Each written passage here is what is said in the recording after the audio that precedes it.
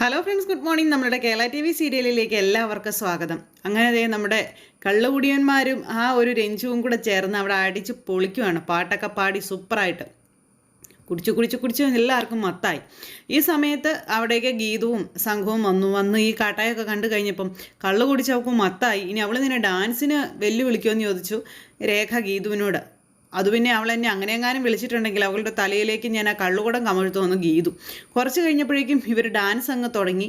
രഞ്ജു ആണെങ്കിൽ ഗോവിന്ദനുമായി അടുത്തിടപഴകി ഡാൻസ് കളിക്കുന്നത് കണ്ടപ്പോഴേക്കും ഗീതുവിൻ്റെ സ്വസ്ഥത പോയി. ഗീതു എന്നിട്ട് എന്ത് ചെയ്തു, വേഗം തന്നെ ഇടയ്ക്ക് അങ്ങ് കയറി ചെന്ന് മാറെന്നും പറഞ്ഞിട്ട് ഗോവിന്ദൻ്റെ അടുത്തേക്ക് ചേർന്ന് ഒട്ടി നിൽക്കുക. അങ്ങനെ നിൽക്കുന്ന ഗീതുവിനെ പിടിച്ച് വലിച്ചു കൊണ്ടുപോയി രഞ്ജു ഡാൻസും അങ്ങ് തുടങ്ങി. ഈ സമയത്ത് കിട്ടിയ അവസരത്തിൽ കയറി നമ്മുടെ കാഞ്ചന ആ കള്ളങ്ങ് കുടിക്കുന്നു.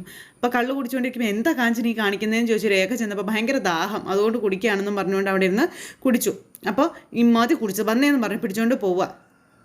അപ്പം അങ്ങനെ ആ ഒരു ഇത് കഴിഞ്ഞപ്പോഴത്തേക്കും ഗീതു ഗോവിന്ദനോട് ചോദിച്ചു, നിങ്ങൾക്ക് മാനേഴ്സ് ഇല്ലേന്ന്? മദ്യത്തിൻ്റെ മുന്നിൽ മാനേഴ്സ് എന്ന് പറയുന്നില്ല ഗീതു. AGM ചെയർമാനും വൈസ് ചെയർമാനും എല്ലാം ഒരുപോലെ കമോൺ എന്ന് പറഞ്ഞ് ഗീതുവിനെ പിടിച്ച് ഡാൻസ് കളിപ്പിക്കുന്നു. അങ്ങനെ ഇവരെല്ലാവരും കൂടെ ചേർന്ന് ഗീതുവിൻ്റെ നടുക്കാക്കി ഡാൻസ് കളിക്കാം. അങ്ങനത്തെ ഗീതുവും രഞ്ജുവും കൂടുതൽ ഇടപഴകുന്ന സമയത്ത് ഗീതു ഇടയ്ക്ക് കയറി ഇവരെ തമ്മിൽ അകറ്റി നിർത്തുന്നു. അങ്ങനെ രസകരമായിട്ട് ആ സംഭവം. ഈ സമയത്ത് ഇതെല്ലാം കണ്ട് രാധിക അന്താളിച്ച് ഇങ്ങനെ നിൽക്കുക കേട്ടോ.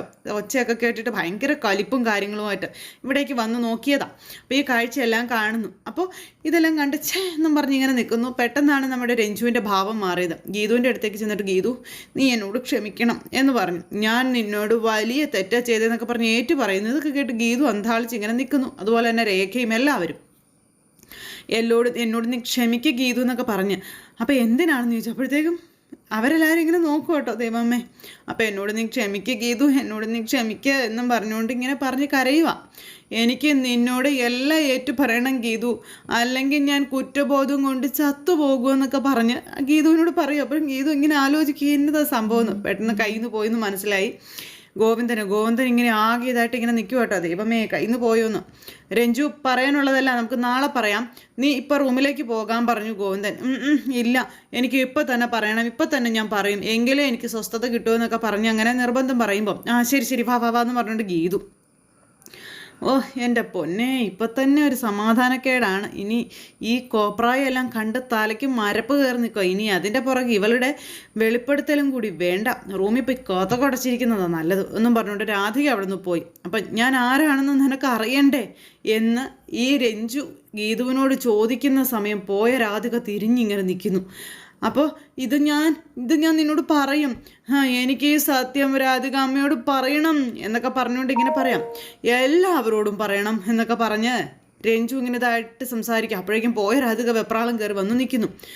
ഗോവിന്ദ്, ഇവൾ എന്തേ കാണിക്കുന്നതെന്ന് മഹേഷ് അന്നേരം ചോദിച്ചു. ഇവളെന്തെങ്കിലും പറഞ്ഞാൽ കുഴപ്പമാകുമെന്ന് പറഞ്ഞു ഗോവിന്ദൻ. രാധികാമ്മേ, ഞാൻ എന്തിനാണ് ഇവിടെ വന്നതെന്ന് അറിയാമോ എന്ന് രാധികയോട് ചോദിക്കുവാണ് ഈ രഞ്ജു. അപ്പോൾ രാധിക പെട്ടെന്ന് ഇങ്ങനെ നോക്കി നിൽക്കുന്നു. എനിക്കത് പറയണം രാധിക അമ്മയെന്ന് പറഞ്ഞപ്പം രഞ്ജു ഇപ്പോഴൊന്നും സംസാരിക്കാൻ പറ്റുന്ന ഒരവസ്ഥയിലല്ല, നീ എൻ്റെ കൂടെ വരാൻ പറഞ്ഞ് ഗീതു പിടിച്ചു വലിച്ച് രഞ്ജുവിനെ കൊണ്ടുപോകാം രാധികയുടെ കയ്യിൽ നിന്ന്. അപ്പോൾ ഗീതു വിളിച്ച് ഞാൻ എവിടെ വേണമെങ്കിലും വരും, നമുക്ക് സംസാരിക്കാമെന്ന് പറഞ്ഞ് ഗീതുവിൻ്റെ കൂടെ രഞ്ജു പോകുന്നു. രാധികയുടെ അതങ്ങ് പോയിട്ടോ. ഗീതു വന്നിട്ട് മുറിയിൽ കൊണ്ട് ആരെങ്കിലും വരുന്നുണ്ടോ എന്നിങ്ങനെ നോക്കുക. എന്നിട്ട് മുറിയിൽ കൊണ്ടുപോയി ഇങ്ങനെ ഗീതു ഇങ്ങനെ കാര്യങ്ങൾ ചോദിച്ചറിയാൻ തുടങ്ങുമ്പോഴത്തേക്കും രഞ്ജു ഇരുന്ന് കരച്ചിലങ്ങ് തുടങ്ങി. അയ്യോ കരയല്ലേ, നീ എന്ത് പറഞ്ഞാലും അത് ഉൾക്കൊള്ളാൻ തയ്യാറായി തന്നെയാണ് ഞാൻ നിൽക്കുന്നത്, നീ എന്താണെന്ന് വെച്ചാൽ പറഞ്ഞോളാൻ പറഞ്ഞു. നിൻ്റെ മുഖത്തേക്ക് നോക്കുമ്പോൾ തന്നെ എനിക്ക് സങ്കടം സഹിക്കാൻ പറ്റുന്നില്ല ഗീതു എന്ന് പറഞ്ഞുകൊണ്ട് ഭയങ്കര കരച്ചിൽ. അപ്പോൾ അങ്ങനെ കരയുമ്പോൾ ഞാൻ നിന്നോടൊന്നും ഒളിച്ചു വെക്കാൻ പാടില്ലായിരുന്നു എന്നൊക്കെ പറയുന്നു. അത് കേട്ട് കഴിഞ്ഞപ്പോഴേക്കും നീ എന്തെല്ലാം ഒളിച്ചു വെച്ചാലും എനിക്ക് ഒരു കുഴപ്പമില്ല, നീ എല്ലാം തുറന്നു പറഞ്ഞു, എല്ലാം കേൾക്കാൻ റെഡിയായിട്ടാണ് ഞാൻ നിൽക്കുന്നതെന്ന് ഗീതു. എന്നാലും ഞാനൊന്നും ഒളിച്ചു വെക്കാൻ പാടില്ലായിരുന്നു, നീ ഇത് ആരോടും പറയരുതെന്ന് പറഞ്ഞപ്പോൾ ഇല്ല, ഒരിക്കലും ഞാൻ പറയില്ലെന്ന് ഗീതു. അങ്ങനെ സംസാരിച്ചുകൊണ്ടിരിക്കുമ്പം ഞാൻ പറയാൻ പോകുന്നതേ അത് പിന്നെ എനിക്ക് പറയാൻ പറ്റുന്നില്ല എന്നൊക്കെ പറഞ്ഞുകൊണ്ട് ഇങ്ങനെ ഭയങ്കര ഇതൊക്കെ കാണിക്കുക. അപ്പോൾ വെള്ളം വേണോ എന്ന് ചോദിച്ചു ഗീതു. വേണ്ട, കള്ള് മതി എന്ന് പറഞ്ഞു. ഇനിയും നീ കള്ള് കുടിച്ചാലേ പിന്നെ നിൻ്റെ കരച്ചിൽ നിൽക്കില്ല എന്ന് പറഞ്ഞു ഗീതു. അങ്ങനെ ഞാൻ ഗോവിന്ദൻ്റെ ആരാണെന്ന് അറിഞ്ഞാലേ നീ ഞെട്ടും എന്നും പറഞ്ഞുകൊണ്ട് ഇങ്ങനെ ഇരിക്കുന്നു. അപ്പോഴേക്കും ഗോവിന്ദൻ അങ്ങോട്ടേക്ക് കയറി വന്നു. ഗോവിന്ദൻ്റെ ഉള്ളിൽ പഞ്ഞു വെച്ചാൽ കത്തുന്ന ടെൻഷനായി. നിന്നെ ഞെട്ടിക്കാൻ വേണ്ടി ഞാനത് പറയാം എന്ന് പറഞ്ഞപ്പോഴത്തേക്കും രഞ്ജു എന്ന് പറഞ്ഞുകൊണ്ട് ഗോവിന്ദൻ ഇങ്ങനെ വിളിച്ചു. അപ്പോഴേക്കും ഞെട്ടലോടെ ഇങ്ങനെ നോക്കി. നടക്കില്ല എന്നുള്ള കാര്യം മനസ്സിലായി, ഗീതുവിന് മനസ്സിലായി. നീ ഇവിടെ വന്നിരിക്കുവാണോ? വന്നേ വാ, നമുക്ക് റൂമിലേക്ക് പോകാമെന്ന് പറഞ്ഞ് വിളിക്കാൻ തുടങ്ങുമ്പം ഇല്ല, ഞാൻ ഈ രഹസ്യം ഒന്ന് പറയട്ടെ എന്ന് പറഞ്ഞു രഞ്ജു. അപ്പോൾ കണ്ടിട്ട് മാറും രഞ്ജു, പറയട്ടെ എന്ന് പറഞ്ഞു. ഇവള് കള്ള് കുടിച്ച് സ്വബോധം നഷ്ടപ്പെട്ട അവസ്ഥയിലെ ഇപ്പം സംസാരിച്ചാലേ പരസ്പര ബന്ധമില്ലാത്ത കാര്യങ്ങൾ ഇവള് പറയും, നമുക്ക് നാളെ സംസാരിക്കാമെന്നും പറഞ്ഞു ഗോവിന്ദൻ ഇങ്ങനെ വിളിച്ചുകൊണ്ട് പോകുമ്പോൾ ഗീതു പിടിച്ചു നിർത്തുന്നു. അപ്പോൾ നോ ഇത് പരസ്പര ബന്ധത്തിൻ്റെ കാര്യമാണ്, അപ്പോൾ എന്ത് ബന്ധമാണെന്നുള്ള ബന്ധം എന്നൊക്കെ പറഞ്ഞു. കണ്ടോ, ഇവള് നോർമലല്ല, ഇവള് പറയുന്നത് കേട്ടില്ലേ, നീ വാ, ഇവള് സത്യമായിട്ടുള്ളതൊന്നും ആയിരിക്കും പറയല, ഇവള് നുണയായിരിക്കും പറയണേന്ന് പറഞ്ഞു. ഇല്ല, ആരൊക്കെ ഉണ്ടെങ്കിലും ഞാൻ പറയുമെന്നും പറഞ്ഞുകൊണ്ടായി രഞ്ജു. അന്നേരത്തേക്കും ഗോവിന്ദൻ നീ ഒന്ന് മിണ്ടായിരിക്കും രഞ്ജു എന്ന് പറഞ്ഞ് പിടിച്ച് വലിച്ചു കൊണ്ടുപോയി. അവളെ കൊണ്ട് സത്യം പറയിപ്പിക്കാതിരിക്കാൻ കൂട്ടിക്കൊണ്ട് പോയതാണെന്ന് എനിക്ക് അറിയാമെന്ന് മനസ്സിലാക്കിക്കൊണ്ട് നമ്മുടെ ഗീത അവിടെ നിൽക്കുന്നു. അങ്ങനെ ആ ഒരു സിറ്റുവേഷൻ അവിടെ കഴിഞ്ഞു. രാത്രിയായി, ഗോവിന്ദൻ റൂമിലെത്തി സ്വസ്ഥമായിട്ട് ഇരിക്കുന്നു. ആ സമയത്ത് ഗീതു അടുത്ത് ചെന്നിരുന്നിട്ട് എന്താ അവൾ പറഞ്ഞതെന്ന് ചോദിച്ചു. അവൾ എന്താ പറഞ്ഞതെന്ന് എനിക്കൊന്നും മനസ്സിലായില്ല എന്ന് ഗോവിന്ദൻ ഗീതുവിനോട് പറയാം. വെറുതെ എൻ്റെ അടുത്ത് പൊട്ടം കളിക്കരുതെന്ന് പറഞ്ഞു. അപ്പം നിന്റെ മനസ്സിലുള്ള കാര്യങ്ങളൊക്കെ ഊഹിച്ചെടുക്കാൻ ഞാൻ എന്താ ബ്രഹ്മാവാണോ? കണ്ണേട്ടൻ ഭയങ്കര കള്ളനാണെന്ന് എനിക്ക് ബോധ്യപ്പെട്ടു എന്ന് ഗീതു. രഞ്ജു എന്നോട് മനസ്സ് തുറന്ന് സംസാരിക്കാൻ തുടങ്ങിയപ്പോൾ അത് തടസ്സപ്പെടുത്തി അവളെ കൊണ്ടുപോയപ്പോഴേ എനിക്ക് തോന്നി മനഃപൂർവ്വം പ്രശ്നങ്ങൾ ഉണ്ടാക്കുന്നത് കണ്ണേട്ടൻ തന്നെയാണെന്ന്. അപ്പോൾ ഗോവിന്ദനിങ്ങനെ നോക്കുക. കണ്ണേട്ടനും രഞ്ജുവും തമ്മിലുള്ള റിലേഷൻ എന്താണെന്ന് അവൾ എന്നോട് പറയാൻ തുടങ്ങിയതാ. ആ സമയത്ത് വന്നല്ലേ നിങ്ങളെല്ലാം കൂടെ കുളമാക്കി വെച്ച് പോയതെന്ന് ചോദിച്ചു. ഓ അതാണോ? അത് തന്നെയാ ഗോവിന്ദാന്നോ? നേരത്തെ ശത്രുക്കളായി പെരുമാറിയിരുന്ന നിങ്ങളെങ്ങനെ ഇത്രയ്ക്ക് അടുപ്പക്കാരായി? എനിക്കത് അറിയണം. അത് നീ കണ്ടുപിടിച്ചിരിക്കും. എനിക്കതിനുള്ള ചിലവ് വെറും 4 ഗ്ലാസ് കള്ളാണെന്ന് മനസ്സിലായെന്ന് പറഞ്ഞപ്പം കള്ളോ?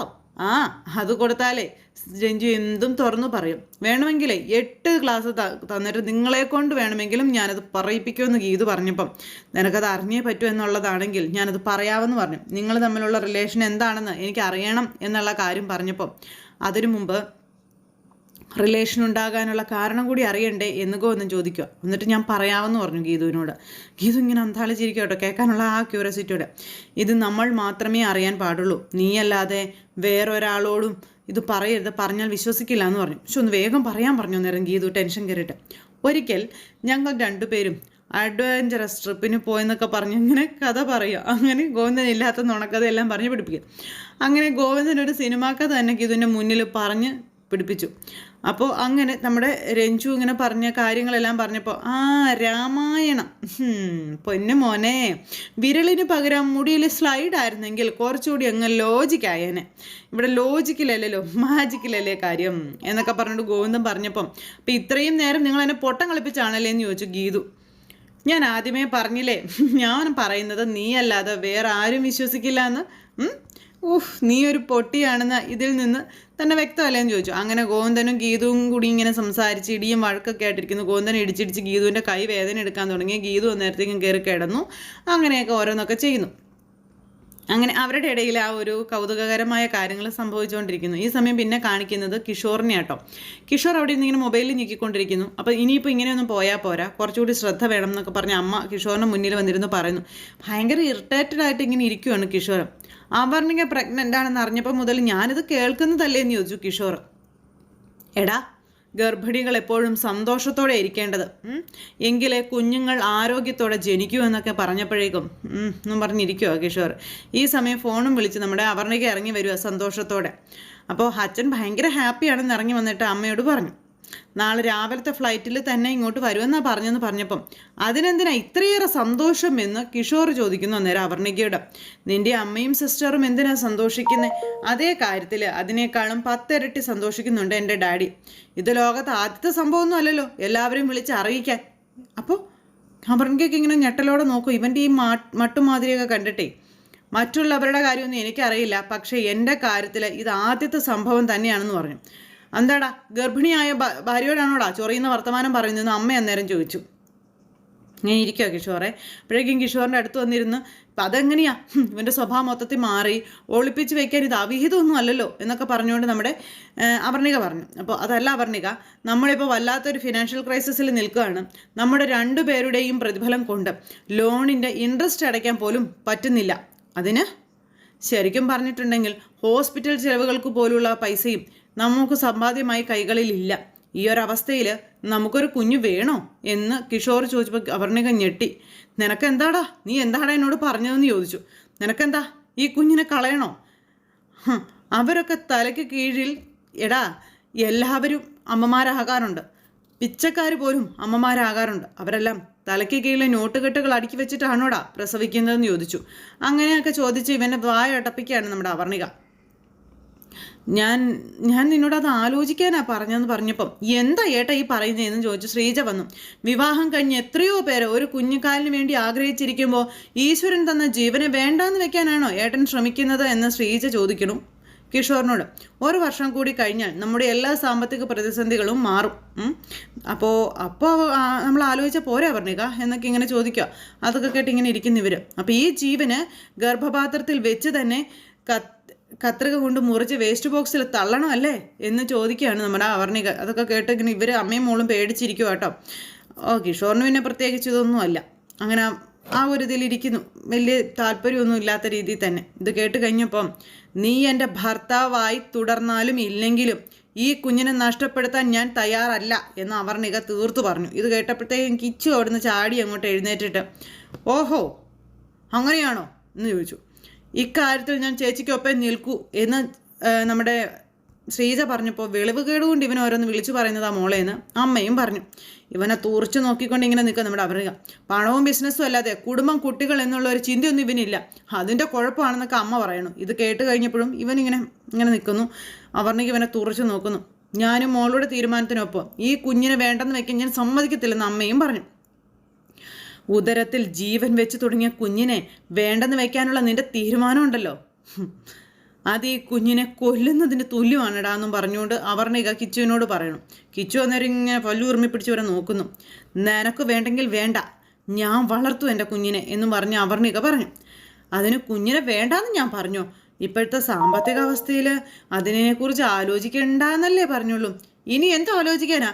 ചേച്ചി പറഞ്ഞതുപോലെ ഉള്ള സാഹചര്യത്തിൽ വളർത്തണം, എന്നാലും നിനക്ക് അങ്ങനെ ചിന്തിക്കാൻ തോന്നിയല്ലോടാ ദ്രോഹി എന്നും പറഞ്ഞ് അമ്മ കിച്ചുവിനെ എല്ലാവരും കൂടെ കടിച്ച് കോട്ടഞ്ഞ് വലിച്ച് കീറിയെന്ന് തന്നെ പറയാം. എല്ലാ സൗകര്യങ്ങളും ഒരുക്കി വെച്ച് കഴിയുമ്പോൾ ദൈവം നിനക്ക് സന്താനഭാഗ്യം തന്നില്ലെങ്കിലോടാ എന്ന് ചോദിച്ചു. അത് കേട്ടപ്പോഴത്തേക്കും ഇങ്ങനെ നോക്കിക്കൊണ്ട് ഇങ്ങനെ നിൽക്കുക. അവർണികയ്ക്ക് നേരം സങ്കടം സഹിക്കാൻ മേല. അവർണികയ്ക്ക് അറിയാം ഇനിയിപ്പം നിങ്ങളുടെയൊക്കെ ആഗ്രഹം കുഞ്ഞ് ജനിക്കണമെന്നുള്ളതാണെങ്കിൽ അത് അങ്ങനെ തന്നെ നടക്കട്ടെ എന്നും പറഞ്ഞ് കിച്ചു അതിൽ നിന്ന് നൈസായിട്ട് ഒഴിവായിട്ട് ഇങ്ങനെ നിൽക്കുന്നു. അപ്പോൾ ഇവൻ്റെ സ്വഭാവത്തിൽ മാറ്റം വന്നതല്ല അവർണികയ്ക്ക് മനസ്സിലായി. ഇവൻ മാറി നിന്നിട്ട് ഇവൻ നിന്നിട്ട് ചിരിക്കുക കേട്ടോ. ഇവൻ്റെ ഈ കാട്ടായൊക്കെ കണ്ടിട്ട് ഇവരെ മൈൻഡ് ചെയ്യാതെ അകത്തേക്ക് കയറി പോകുന്നു. ഈ സമയത്ത് അവർണിക ഭയങ്കര കരച്ചിലും കാര്യങ്ങളൊക്കെ ആയിട്ട് ഇങ്ങനെ നിൽക്കുന്നു. അമ്മയും അതുപോലെ അനുജത്തിയും ഇങ്ങനെ അവർണികയെ സമാധാനിപ്പിച്ചുകൊണ്ട് അവിടെ നിൽക്കുന്നു.